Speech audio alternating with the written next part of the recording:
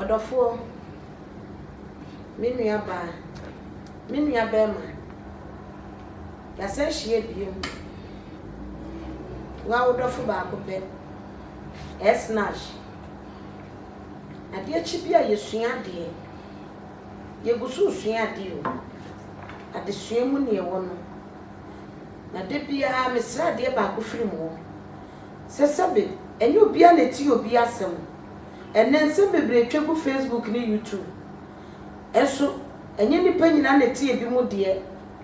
etre bia na bi ye waso mu dede na so abre bia me da wasese wo gibre na wo manimu a obunfu na wotie me na me no mienu ye fa de suade wom ade achi bia me no mienu ye ho aduro sa na brabo na tie enenso ye sa be ka asem bi ye be dwendwene ye ho ye be bisa ye ho asem bi me dofo a sabre abato o Facebook page so a wotie me ya so penalty me say YouTube o say hiu baby biara obeti me ni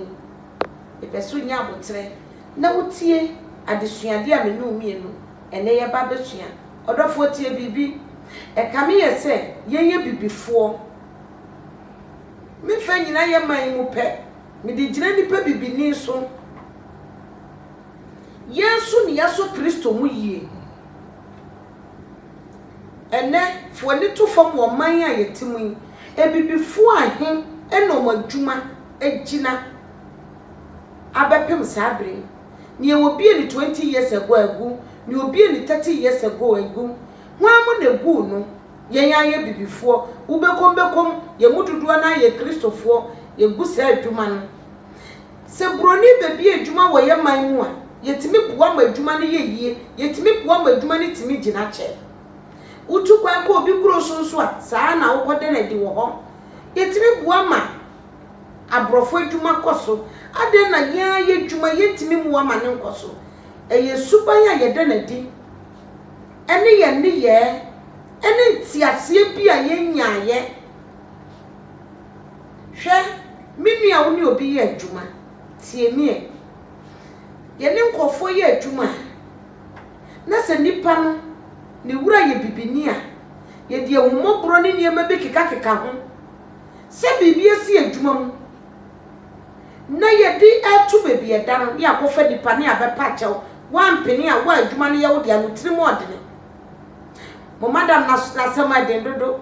mo boss na sama den dodo director na sama den dodo nenso se ye broni a woni ho asamoka oye me yetene ma na adwuma timi gina che emma wo wu koma ne ma betimi toa so ma ne kɔ nanim na egusu wa bibimam na ekoso na so nunua bibini de ne wagu no minua urani wow company. How do you relate to your clients? Send your client relate ye ni omo ho abotre your customer care service e ye poor nanso ye ko bebi ni ko hu nkofo de na ye yemfe minua de ne ye yafa na ye mududu na so ye Kristo achidifo enne ye yasem na meka hwe nyamesom enyina asore dem wo wate nyamesom enyina mpaibo peso nyamesom gina suni ban ati mu ede esuban ye de ye dwuma minua ba a woni obi ye dwuma wa ma ukwa mu akokwa practice nti ubu afu wa ma ukwan amu akọ 21 days program enti ubu asitiri mode na bibisi wasebio sebe adwuma na wo ye no enye se adwuma no na ama ba bi da adwuma na wo ye minua bema enye se adwuma no na ma wonye bi di hwe unua no enye se adwuma ya na ma waduane di anopa duane enumere ade na se adwuma no ensom bo na enye wonya nkopon ade na se adwuma no wani nko ho hwe minyi ni se heaven konkwenti na nyame boye se ye heaven anka wa moye goja ye gu ho ne yesom ne preko ye nya nkopon ye adwuma ye ni na hwese ne nya nkopon ne ho ye harefa ordinance ya pa na nwini bibia o nteya metati sansam ye kase nyame otam ne boa wonto ne ntam eya megidi sase de ye bibifo kasa twese ne nia Chinese fo de a wo ha de ye adwuma ukoto Chinese ni no ye adwuma sabi ubisa se ada omo de nyame bo mo se robot ana na nsumi nua oboye nyina se ne seso onwene ye nyina pepepe ye kala ne sesa sa ne time so sesa enso so ye bia nem ukoda Chinese ni fira no pokopim 12 o'clock gina ne na so ye adwuma o ye adwuma te sene ye di machine bia hye ne mu ebo 12 no kodidi ba o san beto ade adwuma so edie na obibili wo yafo adwuma ho ye sori anopa ye di Amerika wo bi kwa asori fira anopa obedru fie 2:30 widi a ye di ye adwuma no o de ti asori dem bo ne nsam wo ba ne kura wo ba be bia mo bi atade ni bi afa ne wo twe ne nase na woni niema ye responsible no ye woni pa ye de nsam hye wo esase ya drobo nsam eni aye ne nimu tuntum inti ye de bo nsam suadi sister brother de nyame suadi wate yesu so nyansi ye de niema hye bo nsam ni abaifo wadwuma ni ku abaifo na ehuna amane wadwuma ni ye pamu a ofi abaifo na enye nemo wontina se nwene hunhun se wo suban ni wonni ya wode na di wadwuma wo wo boss a wonni ni ye adwuma di suban na wode na di wo ma sori kokora nya papa ne fe wo ma sum na wo mna nya adwuma fa na nya o makono esasa wonni na Kristo suban di wo ho minua ba ma adwuma na wo ye no ye onyankopon wate sabi ye bowura sori dem adie ne ye koye wo si akwa sori dem am ya fa afare bo anto chansi muda uti asori dem fira no pakop ma nwumre bo wonsam obi koye adwuma na ne nsam ye dura wo ba asofo ne be ma ne position esa za sofo ne sabi wonye kwasea obi ani wa wo hu ade papa wode no ba akọbọ ade a enye obi apo obi obemna kọ nanim watwene huda sa asori hia mwa ye bisa members yesi asori dan ya members na esi ni nyina tina asori de bobo ye nsama hwa na this kan be ba be sisa dan no asori hia bibia member na na yi no de ataya asori na chi wan koye adwuma na wotina wo bo nsam fira no pakop ma nimbra ensambo na de sika ba minua Kristo ni mu ani na ho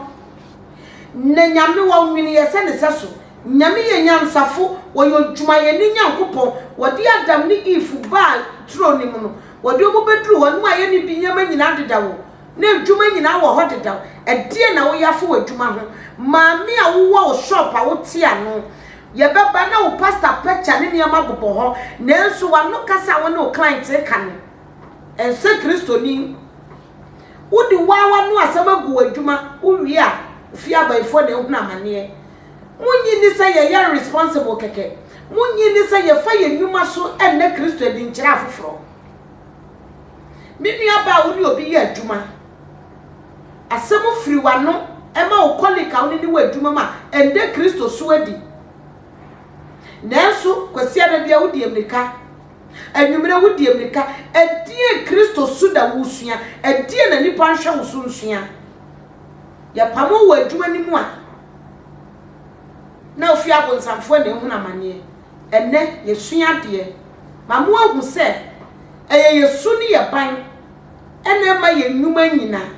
enne ma ne mafiri yensam enne emma yentimi nkita ye dwuma mu nche na yesesa yesu ban na ye de wodo ye de obuo ye de ahobrase ye de anidie eso ye nnuma mu yi a menyini se bi nua Kristo no beda no sresrefo enne Kristofo nse gu wonachi esanse wontimi nyina wonaso nye adwuma enye no se ne yese ye nye no ma ne nye yie enne Kristofo ye ne yebo bese a che ni pa nyinara emfata yen enfata Kristo enkyire Kristo su no enne sesa usuban ade ne ye nyina sua no ne me kan ye ma family de wom me giri se me nua ba wafa wo de wom me giri se me nua ba ma wafa wo de wom ye dwuma no ye somu yie obi adwuma ye somu yie na eno ene be de Kristo di a kira foforo eno ne be ka Kristo nsempa kira foforo eno na ya baso body be firi mu aba eno na ye nhira ne ye mu nyam be firi mu aba na se ye hyase ye saade we ya me nyi ni se ubebre menyi ni se